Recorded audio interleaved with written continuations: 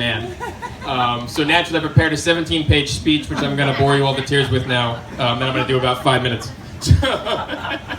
So I first met Philip and Sheila about 3 years ago when I was taking, actually, her and Ski's scuba diving class.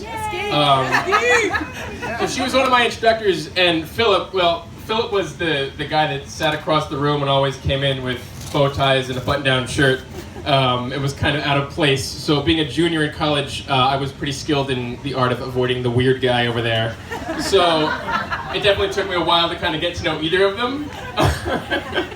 But being the normal 21-year-old that I was, I signed up to go to Key Largo like a week after our class ended with these two kind of strangers and a whole bunch of people I had no idea who they were from the dive shop. So naturally I kind of gravitated towards the only two folks that I knew. And I still remember the kind of first day or two we were down there. We went food shopping. It was just me and Philip. Went to the food line. And, I'm thinking, okay, we'll talk about diving and, like, the weather or whatever, general small talk. And then we spent an hour walking around the grocery store talking about my relationship with my parents and how I was a child of divorce. And, real light stuff that this guy loved to talk about with, which was always great. Oh, thank you. But it was really the last night of the trip when we were kind of taking a snorkel off the dock of the hotel.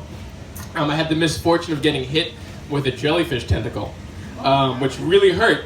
And it was then that I knew that we had forged kind of the iron bonds of friendship, because I looked at Philip and said all too seriously, "You're gonna have to pee on my arm, man." And he looked back and was like, "Okay."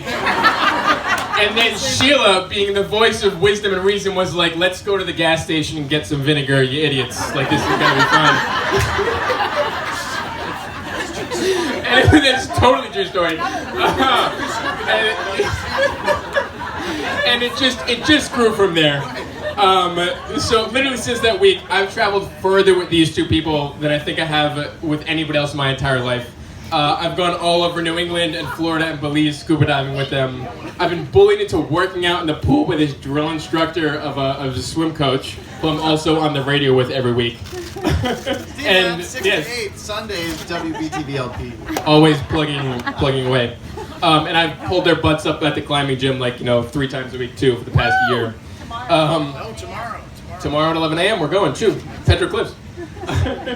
So I've watched their relationship grow, and I've heard sometimes in far too much detail just how much they love each other. I've watched how much Sheila cares for the girls and how she lovingly tells Philip to get his shit together every time we go diving. And I've seen Philip make Sheila howl with laughter, and also convince any waiter she's ever encountered that if she so much as looked at a piece of cheese, her stomach would probably explode. But all joking aside, I've never seen a couple more perfect for each other than these two. The way they smile, act, and genuinely care for each other each and every day, and I should know because I'm literally at their house each and every day, is heartwarming.